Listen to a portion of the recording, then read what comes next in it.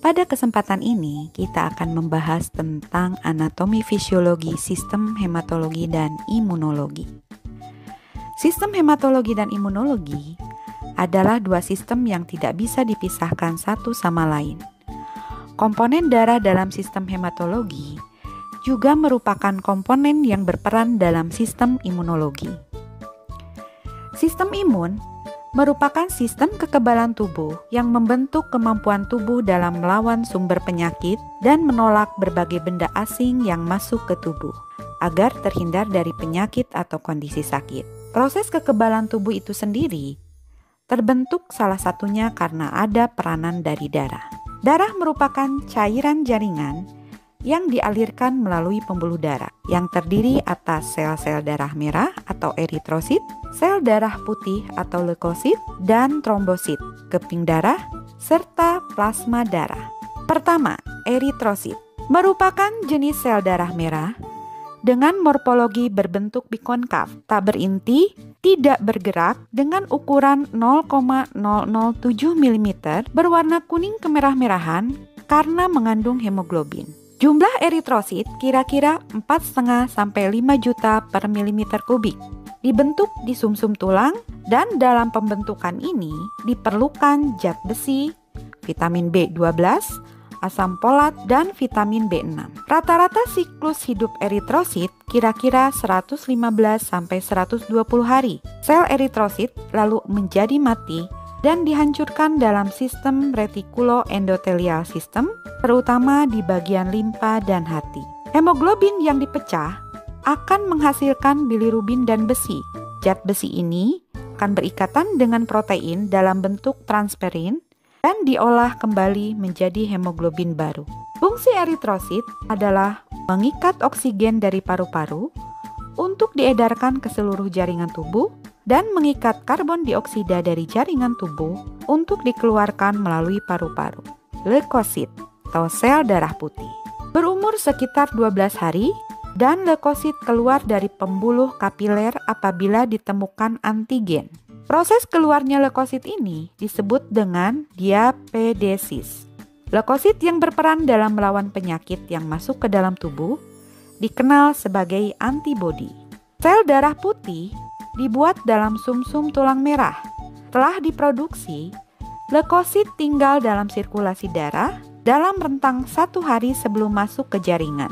Kemudian leukosit tinggal di dalam jaringan selama beberapa hari, berminggu-minggu, atau berbulan-bulan, tergantung dari jenis leukositnya itu sendiri. Jenis sel darah putih atau leukosit terdiri dari berbagai macam tipe, dari mulai neutropil, eosinofil, basofil, limfosit, dan monosit. Morfologi leukosit berbentuk bening, tidak berwarna, berinti dengan ukuran lebih besar dari eritrosit, memiliki kemampuan diapedesis dengan perantaraan kaki palsu atau pseudopodia yang bisa berubah dan bergerak.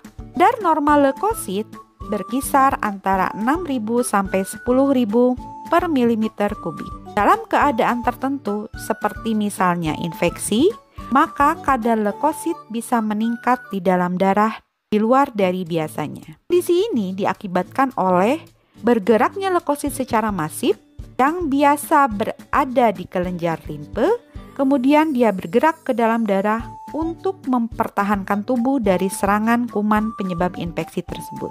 Leukosit mempunyai kemampuan membunuh dan membakar bakteri mikroba yang masuk ke dalam jaringan melalui sistem retikuloendotelial. Dia juga berperan sebagai pengangkut zat lemak daging usus melalui limpa terus ke pembuluh darah. Komponen darah yang lain adalah trombosit. Trombosit bentuk dan ukurannya bermacam-macam.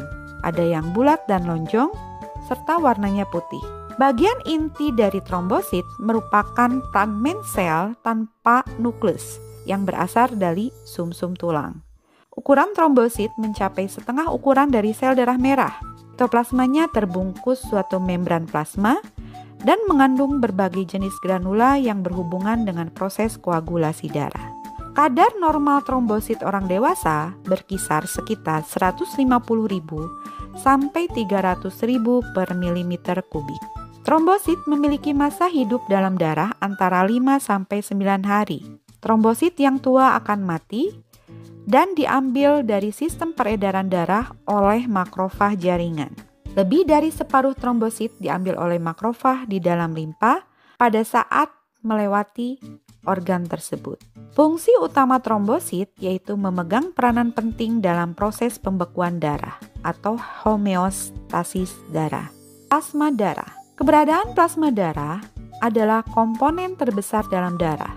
Bagian plasma darah merupakan darah yang cair, tersusun dari air 91%, protein plasma 7%, asam amino, lemak, glukosa, urea, garam sebanyak 0,9%, hormon dan antibodi sebanyak 0,1%. Protein plasma mencapai 7% dari plasma dan merupakan satu-satunya unsur pokok plasma yang tidak dapat menembus membran kapiler untuk bisa mencapai sel. Fungsi plasma darah yaitu mengangkut sari makanan ke sel-sel serta membawa sisa pembakaran ke sel ke tempat pembuangan dan berperan menghasilkan zat kekebalan tubuh terhadap penyakit atau zat antibodi. Terdapat 3 jenis protein plasma yaitu albumin, globulin, dan fibrinogen. Albumin merupakan protein terbanyak sekitar 55-60%. Dia disintesis di dalam hati dan bertanggung jawab untuk mempertahankan tekanan osmotik koloid darah untuk bisa tetap normal. Globulin membentuk sekitar 30% protein plasma dengan fungsi utama sebagai molekul pembawa lipid, beberapa hormon, berbagai substrat, dan zat penting lainnya. Sedangkan gamma globulin atau imunoglobulin berperan sebagai antibodi.